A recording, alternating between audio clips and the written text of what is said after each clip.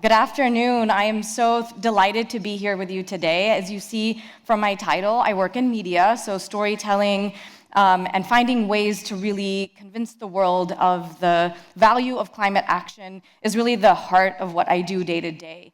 But you may not know that I've actually spent the bulk of my career working on conservation. I have spent years trying to convince the world that nature is in fact an essential part of the climate solution.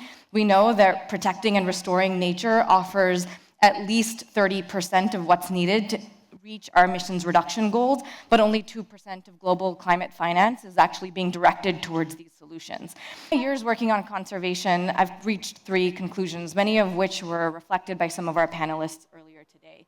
The first is that the rules of the game are really skewed against the protection of nature.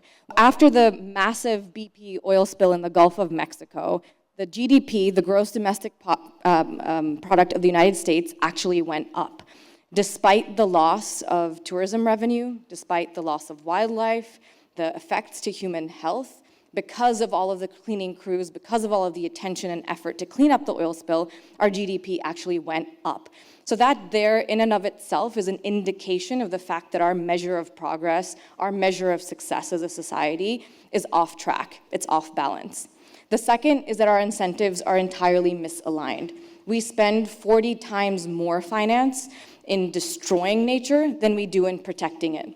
So even if here today we get enough commitments to double, triple, quadruple, 10x the amount of funding going towards conservation, we still won't make a dent in our goals. We actually also need to be thinking about how do we redirect finance away from the activities that are degrading and destroying nature into those that are going to create a more regenerative economy. The last thing I'll say is that I've also realized that we also need to increase awareness about these issues because many of the people outside of this room, which is the bulk of our colleagues, friends, peers, our families, don't understand the importance of these issues. But more importantly, once we've got them to care, once we've gotten them to wake up to these issues, then what? How do we give them more solutions than just switch from plastic straws, which is what everyone thinks ocean action is about? What are those solutions that we can equip them with so that we reduce the friction, we reduce the barriers to action? And that's exactly what we're going to be talking about on our panel today. And I'm so thrilled and honored to be introducing our panelists. We'll start with Karen Sack, who is the Executive Director of the Ocean Risk and Resilience Action Alliance.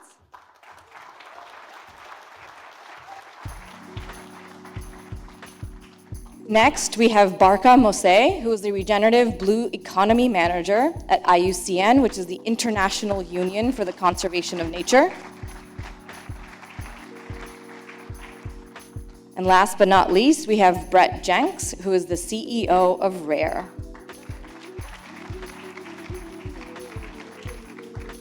All right, so to kick things off, I'd love to invite each of our panelists to start by first telling us a little bit about what does the blue economy mean to you? So one of the issues that I reflected on was communications, and our community uses a lot of acronyms. We use a lot of jargon, a lot of lingo, sustainable seascapes, oceanscapes. What does that actually mean?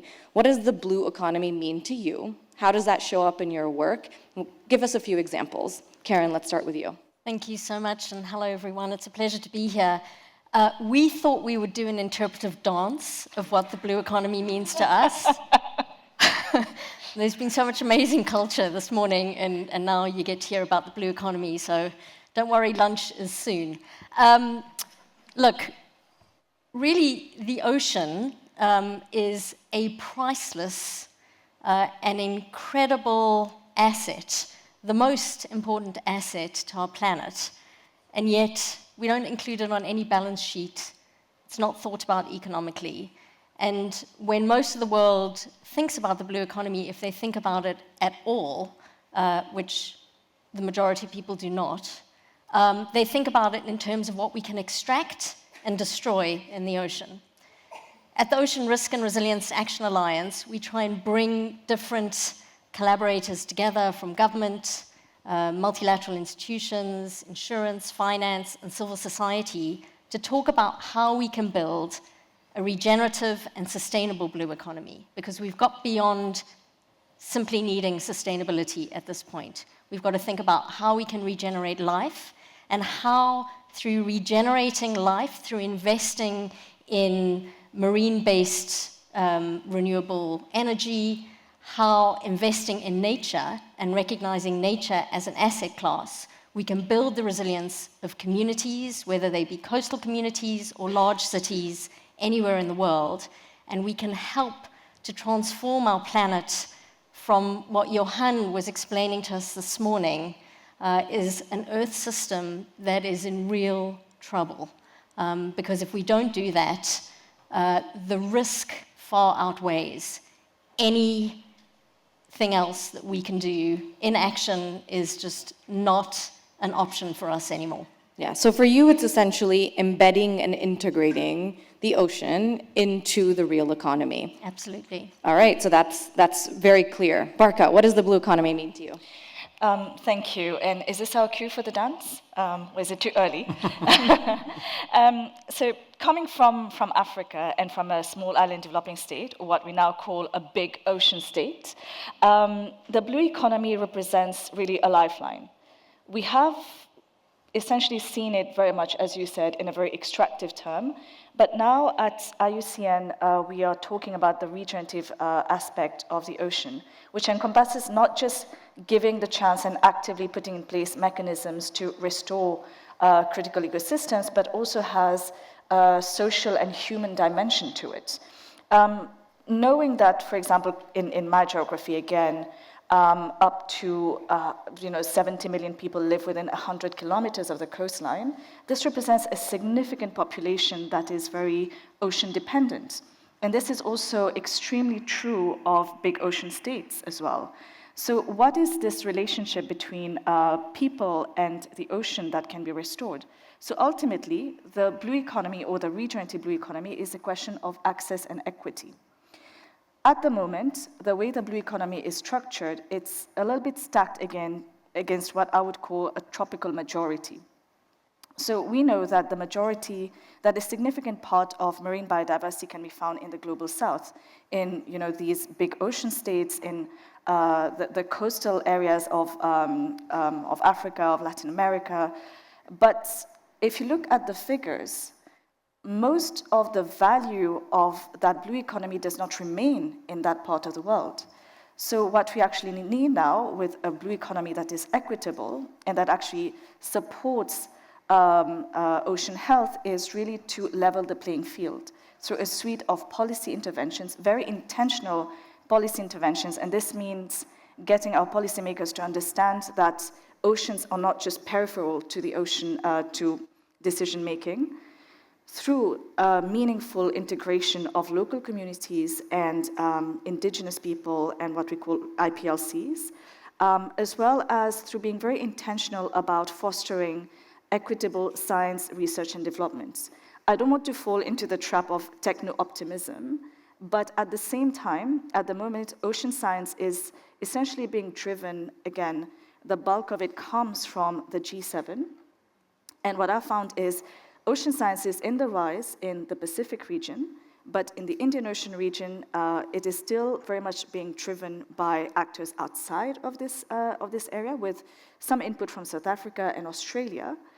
But the majority of actors in that space are not necessarily from the global south themselves. So to be able to level that playing field, we need to be able to put in place all these different measures, and we can come to the mechanics of that during this discussion. Great. So what I heard from you is that the blue economy isn't just about numbers, right? It's just not about the finance. It needs to be inclusive, and it can't be imposed from the global north on the global south. There needs to be full and equal participation of the global majority, where much of the biodiversity is. Yeah, so the tropical majority. And just to be clear, this is not a north versus south equation. It's a question of where do the solutions lie? If all people are able to meaningfully contribute to the blue economy, then we're able to also address the fact that the ocean at the moment is still one of the biggest vectors of trade, of food, and as well as of our energy needs. So that's why we need everyone to be on board.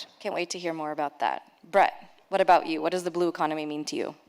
When I think of the blue economy, I think of stories that people I work with at RARE, a global nonprofit here, when we visit one of the 2,000 coastal communities around the world in which we're currently partnering, and you hear a repeated story as you move from village to village, and that is, you know, my grandfather used to go out for 4 hours and he would fill up the boat. My father, he would go out for 4 hours and he would fill up the bucket. And now today I went out for 4 hours and I'm not sure I can feed my family.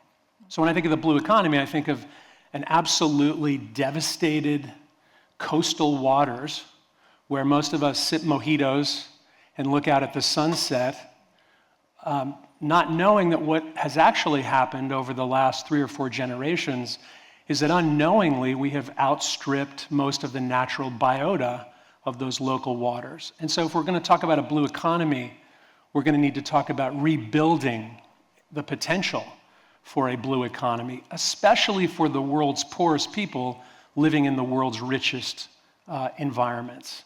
That's generally how I think about the blue economy. Yeah, that's great. So for you, it's very community-based as well. So really thinking about also, and Rare does a lot of work on behavior change. So it's really thinking about how do you create the ownership, the incentive, and the cultural relevance for these solutions. So we've heard a lot about where we're going in the wrong direction, right? We've heard about what's not going right. What have you seen that is going right, that gives you hope that we can scale and actually achieve your vision of a blue economy? Karen, let's start with you. Okay, so I never thought I would be somebody who would be excited by finance or insurance, and yet here I am. It's not my history, but I think there's something that Mia Mottley, the Prime Minister of Barbados, said last week. She said, finance is the oxygen, but not the final destination. And if we think that the ocean provides us with every second breath that we take, and yet is lacking in the finance, SDG 14, Life Below Water, is the least financed SDG on, under the UN system. We've got to think about how we shift that, how we take this incredible subsidy that the ocean is providing to us, and we give back to it. And there is an amazing array of activities going on around the world, working from the bottom up, looking at investing into coastal communities and some of the work that Rare is doing and others, where we are thinking about insurance for wave breaks with an organization called Save the Waves, because the communities where those wave breaks are, where surfers go, are absolutely dependent on healthy economies. And if those breaks move as a result of changing currents and water temperatures, that whole economy can suffer. So it's to insurance for small-scale fishers, which I'm sure Brett will talk about, all the way through to thinking about the entrepreneurs working in developing countries, in the big ocean states, in cities around the world, who can't get beyond the grant funding to the type of $1 to $15 million investments that they need, which are absolutely crucial for most of them. For most of the world, the Silicon Valley kind of version of fail fast and often just doesn't fit. They have one opportunity to make a difference, and if they miss that opportunity, if the money isn't there, that's it for them and for their family and extended family. So how do we help finance that? And one of the things that Aura is doing is setting up the first fund called the Outrigger Fund, focused on investing in that missing middle, the $1 to $15 million ticket size, as the financial folks call it, it's the cost, for small island developing states. We also then need to think really big. How do we bring in, from the top down, those big institutional investors to see initiatives really scale? And we've just done some research to show that there's about $550 billion of potential investment each year to 2030 in sustainable and regenerative blue economy sectors around the world. And it's not just our organization that's looking at this. T. Rowe Price and the IFC are building a fund to help stimulate and invest into blue bonds in emerging economies to really scale the type of activity that's needed. Between $70 and $90 billion of investment can be delivered into regenerative and sustainable blue economy activities through blue bonds by 2030. We've got to get our skates on, and we've all got to start moving in the same direction, but we can do it, and that's where the opportunities and the excitement in this space lies. Yeah, thank you for sharing all of those opportunities. I'm wondering if you could just maybe elaborate on an example of a blue bond, just so folks can kind of understand what does that look like, what does it require? Sure. So the crazy thing that we do in our ocean space as the kind of forgotten environmental issue, the orphan, is we think that we have to make up new things all the time that they haven't been done before. Right now, the value of the green bond market, which is essentially setting up an investment vehicle that is environmentally friendly, is at around $7 trillion. It's huge, right?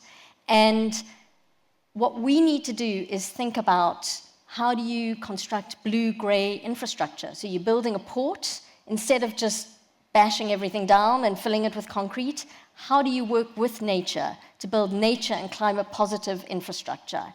And so you can get the type of financing that cities, that railways, that all of us have been using for years. A bond is kind of like when you get a mortgage for your house, you know, the bank gives you some money and you pay that money back over a certain amount of time. It's the same kind of thing. What we're talking about is how do we look at investment in the blue space into energy that is based on tidal movement, or thinking about sustainable seafood and aquaculture, or ocean conservation. How do we get the money to deploy to achieve the 30 by 30 global target and maybe go to 50%? Because the most amazing thing about biodiversity is that the more you protect a space, the higher the protection, and Sylvia's sitting here, and she will back me up on this, the greater the biomass and the greater the species biodiversity in that area. If it was a bank, your capital would be going up because that interest would be calculating around it. And that's exactly what a marine reserve can do. So these areas are amazing potential areas to invest into. We've just got to convince the bankers that it's not just a piece of paper money that can have value, but that nature needs to have value as well, because without it, as Johan said earlier, we don't have the subsidy that we need for our economy to function. Yeah, fantastic. We've also seen instruments like that are refinancing debt. Yes. And there are a number of countries that have started to implement those types of instruments. So, but yet, ultimately, it all boils down to how do we place value on nature? Absolutely. All right, great. Barkha, what are some examples? What gives you hope, and what have you seen in your work? Oh, actually, there's a lot. And I know that we talked a lot about how a lot of things are breaking down and going bad, but the biggest danger is if we fall into the trap of cynicism. There are many different things that are happening, and I'll start with a couple of macro-level ones. The first is, for me, actually in this very building, last year there was the adoption of the BBNJ Treaty, the Treaty on Biodiversity Beyond National Jurisdiction, which actually gives a fighting chance to the ocean, because it creates conditions not just for implementing high seas MPAs, but also it has conditions that, if we're able to unlock them, would help us going to level the playing field that I mentioned before. So there are conditions relating to meaningful participation of indigenous people and local communities, as well as on capacity building for science, for ocean science and technology transfer. And I know we've heard so much about technology transfer, but what this also brings, the fact that this is part and parcel of the text and that this is something that negotiators have been fighting for, shows the value that people are giving to unlocking the minds, the research that is needed for us to understand our oceans better. Because most of you in the room already know that we really don't know that much about our oceans. So that is one. Again, in the realm of international discussions, there is the agreement on ending harmful fisheries subsidies. When talking about money, right now a lot of the funding is going towards what you would call a brown blue economy. So unsustainable fishing, that is literally fishing the last fish out of our water, towards shipping practices which are not necessarily nature positive, but now there's so much innovation going towards that. And these kind of sectors, if we look at turning them on its head, and the agreement on ending harmful fisheries subsidies aims to achieve just that. I think there's, 22 billion trapped in harmful fisheries subsidies. If we're able to untap that money, I'm not saying that the money is sitting there, but if we're able to direct that energy towards more sustainable practices, then we could be achieving a whole lot more. From a private sector perspective, I will not presume to know much about the financial world, but I remember reading an article by, actually I think Ted Janulis is in the room. He had written the article stating how there are multiple new entrants in the ocean impact investing space, and just that level of interest shows that people are starting to realize that healthy oceans are actually a good business. And from that perspective, many CEOs are also starting to recognize that long-term environmental sustainability is a long-term competitive advantage and a growth sector. Because many of the technology trends that will come up will, on the one hand, enable healthy oceans, but on the other hand, also be part of that competitive advantage. And this is being played out in applications such as trying to develop more sustainable businesses, products and services, as well as developing new models for circularity, integration of AI tools, and more inclusive business practices. So all of these come as a package from a more macro perspective to give us hope. And then from a more small-scale perspective, I'd like to just share the story of a few young women from Mauritius and Seychelles. One of them is, her name is Maria Dine from Seychelles. We met her a few years ago, and back then, before the whole plastics, alternative to plastics was really in the public consciousness, she was experimenting with seaweed-based polymers in her backyard.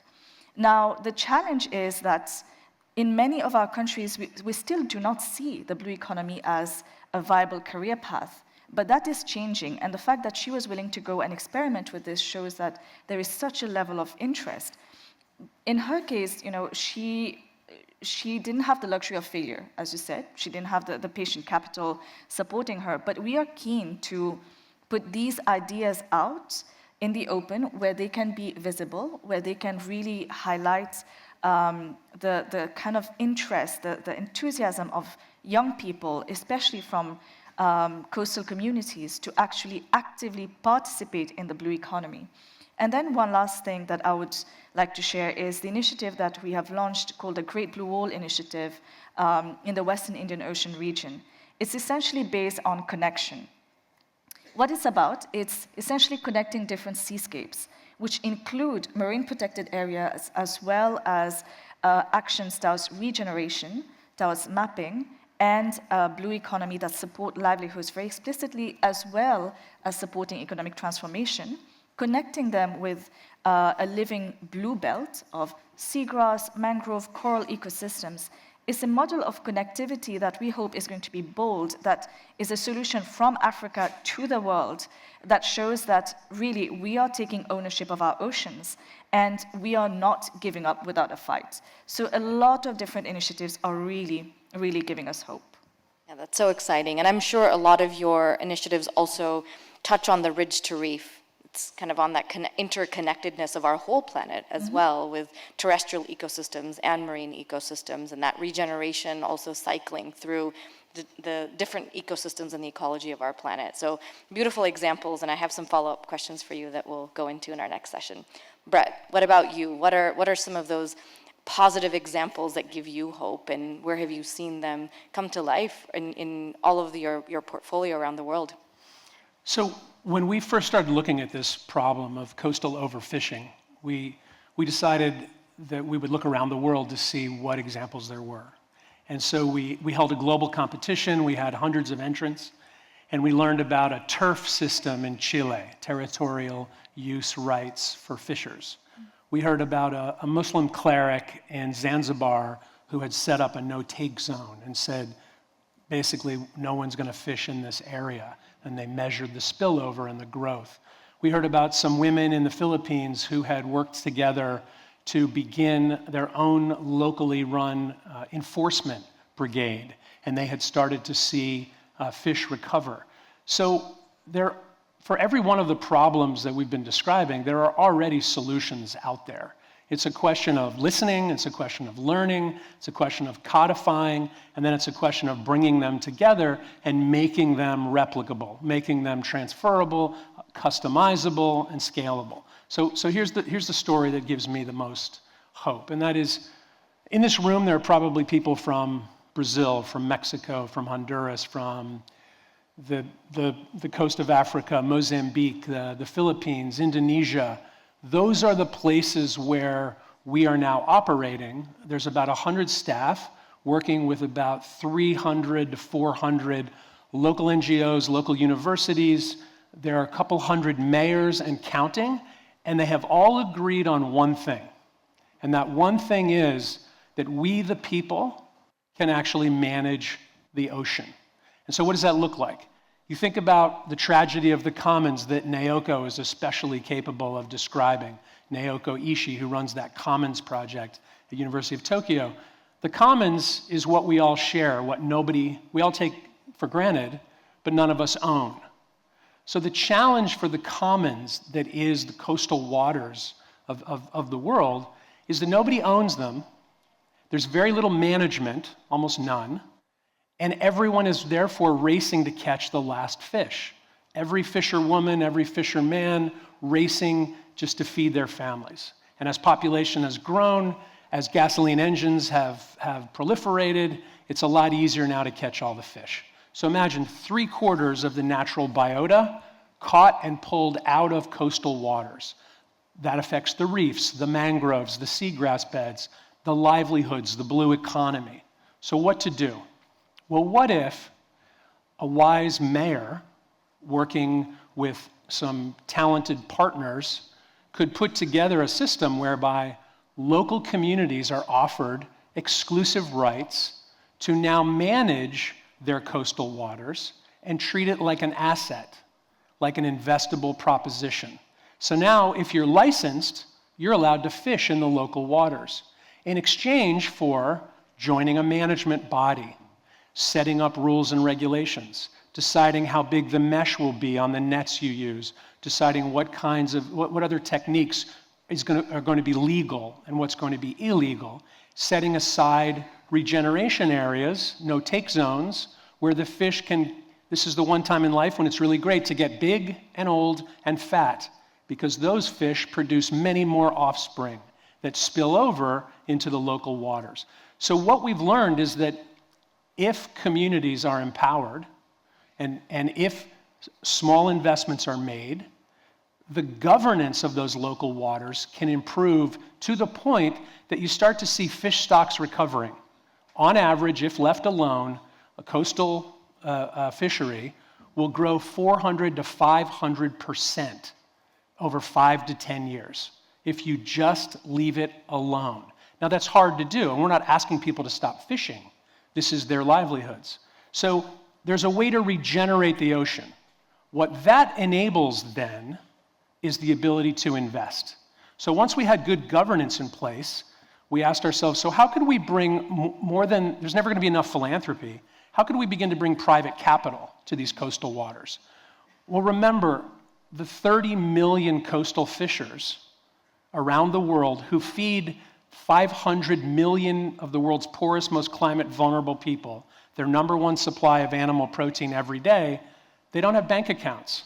They don't have insurance. They're uninvestable. They're unbankable. They're high risk for anybody trying to recoup their investment. So there's a lot of capacity building that's needed. If you just put money into a community, you get more overfishing. If you put governance-related capacity building, then it becomes investable and more sustainable. And so we created a small fund called the Mossaë Fund. I don't want to go on too long, but just 2 quick examples of what this can look like. We created an impact investment fund on a small scale, $22 million. We've deployed that capital to fish buyers who are then able to ask for certain kinds of fish that are more sustainably caught, and that begins the cycle of better local governance, recovering fish stocks, and then an investable blue economy. If you then can bring in insurance, and you then can bring in the kind of policy needed to make this nationally significant, we can help the people in the poorest places on earth recover and restore and thrive as much as those habitats will. Yeah, and what strikes me about your comments is how immediately available so many of the solutions are. And it also doesn't really require sometimes that much capital. Sometimes there are solutions that don't require that many resources and actually just are common sense. But we also need to deploy the large flows of financing if we're actually going to reach scale. So in our remaining time, I'd like us to focus on, now that we have so many things to be hopeful about, so many initiatives, programs, solutions at our disposal that are aware and actively being worked on, now what do we need to do to take that to the next level? How do we make these solutions mainstream? What are the biggest barriers that you've seen? Because we have a wide audience here, vast array of diverse stakeholders that have agency and power in their own spaces. Where do we go from here? Karen, let's start from you. So I think part of our challenge is we talk really well to one another, but we're not great at communicating what needs to be done with people from different sectors. So one of the issues that comes up for us all the time is that there are lots of projects, but they're not investable. They may be too small, they may be too marginal, the communities may not have any kind of capital behind them.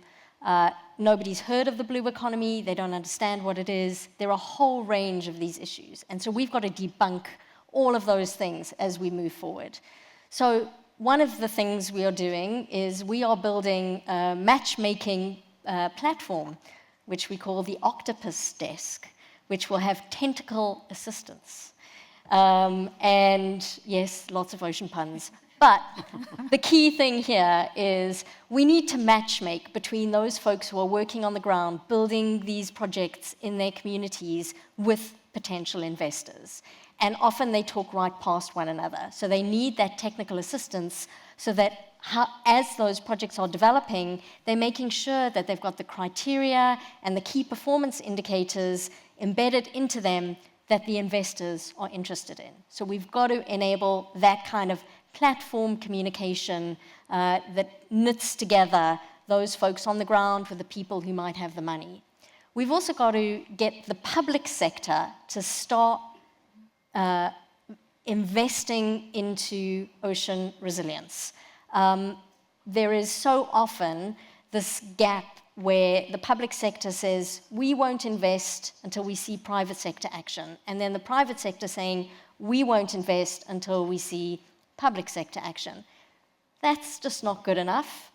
We actually are in a planetary emergency.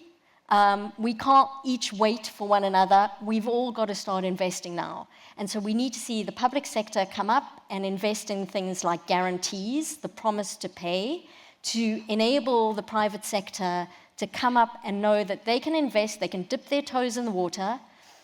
If something goes wrong, they will get paid back for it. That's what a guarantee does. But more often than not, it won't go wrong, and they'll be encouraged to invest even more.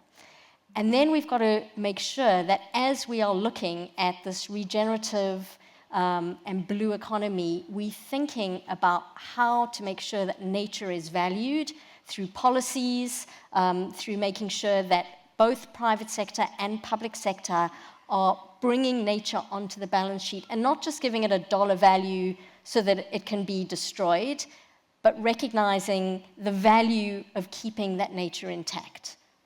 Finally, of course, we've all got to start to understand a little bit more about finance and the private sector so that we can begin to speak those languages, so that we can translate between these different sectors and break down the silos. We are totally at an all-hands-on-deck moment right now. And if we don't bring insurance and public sector finance and big banking institutions and small savings clubs from coastal communities and electronic banks and platforms together to do all of this, we're not going to have anything left to invest in. That's our biggest risk. That's why we have to all move forward. Yeah, all really powerful calls to action here, because otherwise we're just going to be having standalone incremental projects that won't reach scale. Yeah, the systemic change that Naoko was talking about earlier is absolutely critical. Fantastic. Barkha. Thanks. I would actually also highlight that any change is still meaningful change. So sometimes we don't have a big picture idea, but creating networks of different levels of change can actually create an ecosystem. So that is also extremely valuable. And just to illustrate your point on how effective the savings aspect, the financial literacy aspect can be, under the Great Blue Wall in one of our seascapes, we actually supported some women with a regenerative multi-trophic aquaculture project, which also included supporting crab fattening instead of going for mangrove burning and charcoal.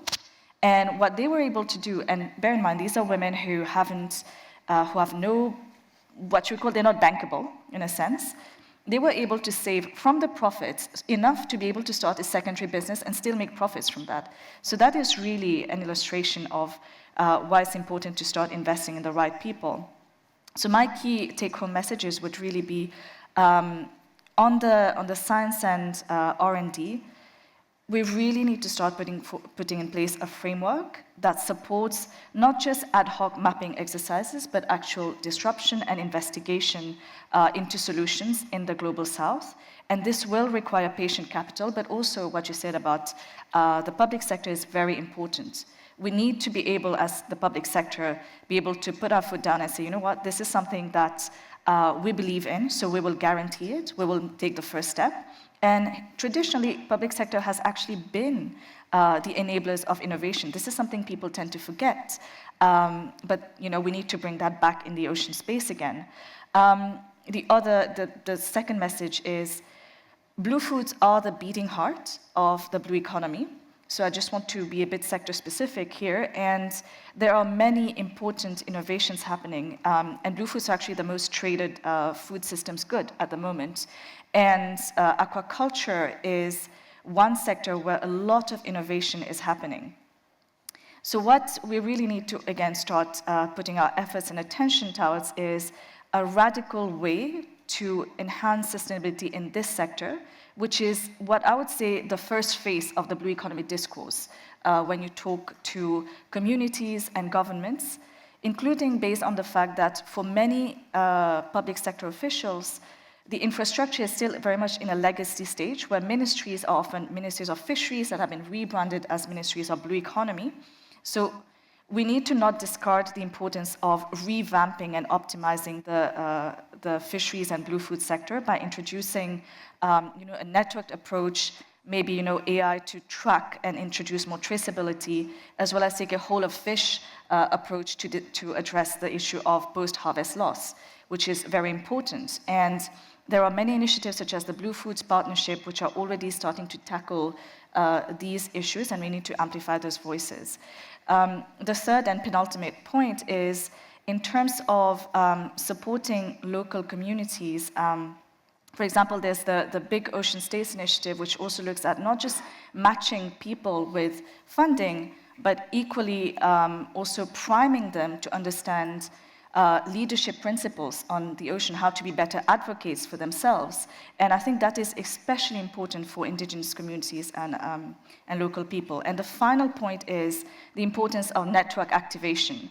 So there are many communities of practice that exist in the ocean space and beyond There are the shakers, the movers who are really able to make change happen, and we need to be able to connect those very meaningfully with policy, with investment, and with finance. So these would be my takeaway messages. Thank you so much, Barkha. I love this concept of the concentric circles of impact, right? Of not just looking at it from one lens, but seeing different spheres of influence.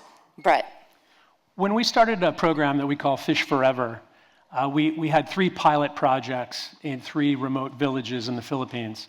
And we were able, in a few years, I should really say they were able, to begin to restore their reef fisheries. And I met with one of the guy who, I won't say too much because you'll know who it is, but let's just say a very famous investor in the New York area who said, you know, that's really interesting, but it's anecdotal. How does that matter? The ocean is so vast.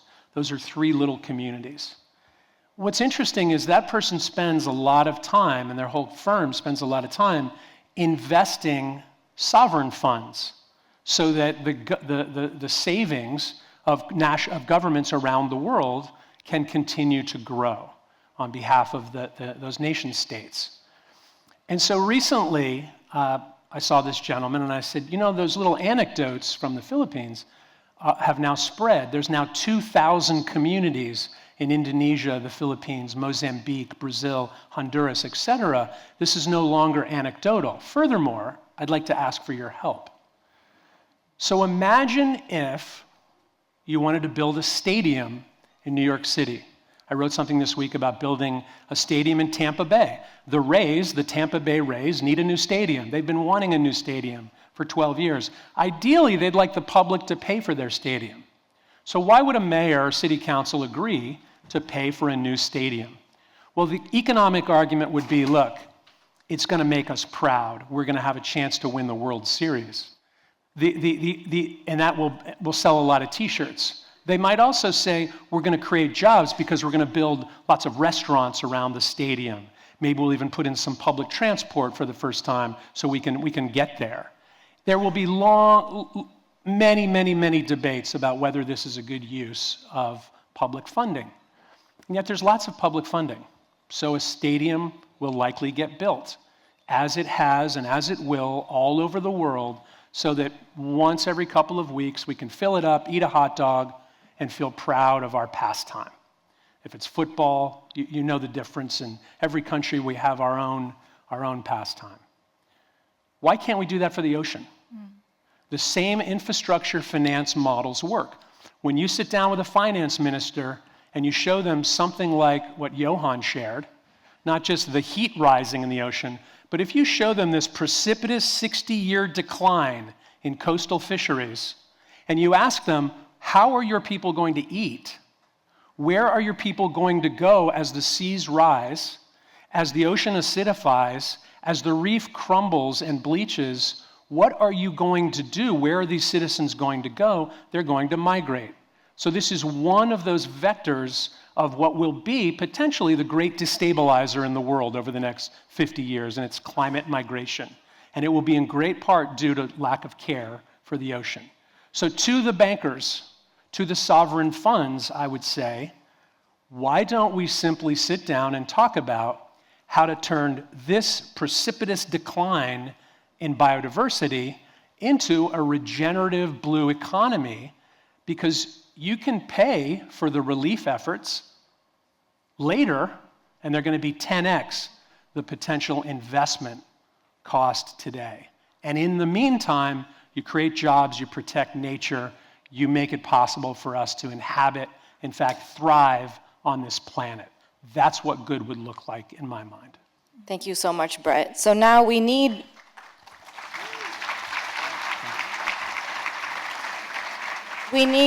all of you to help get these messages out into the world, to use your platform, your reach, your ideas, your creativity to add to, amplify, and support so many of these solutions that we know we have at our disposal today. We heard about the importance of matchmaking, putting nature on the balance sheet, the opportunities for public finance, the need for capacity building as well. But I think what you concluded on, which was speak in a language that people understand. Don't just throw out facts and assume people are going to change their behavior based on facts that speak to you. Find the more compelling and effective ways of speaking to these diverse audiences. So thank you. Let's hear a round of applause for our panelists. Good job. Thank you. Okay. Good stuff. Please find them after. I'm sure they have a lot more they'd like to share, and wish you all a very happy UN Oceans Day.